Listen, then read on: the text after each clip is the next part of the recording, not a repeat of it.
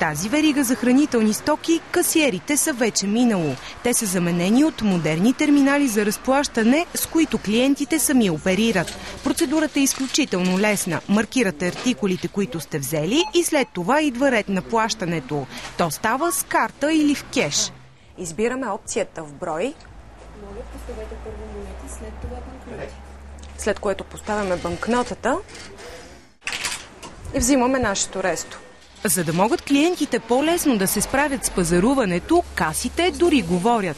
Моля, изчакайте. Системата обработва. Моля, не забравяйте касовата си бележка и ресто. Идеята на касите за самообслужване е клиентите да си спестят досадното чакане на опашка в супермаркета. Това е целта на селфчека, да улесни начин на плащането. Тук няма чакане, тук зависи само от човека, който е пред селфчека. Дългите опашки пред касите неведнъж са ставали причина Стефка да се откаже от пазаруване още с влизането си в супермаркета.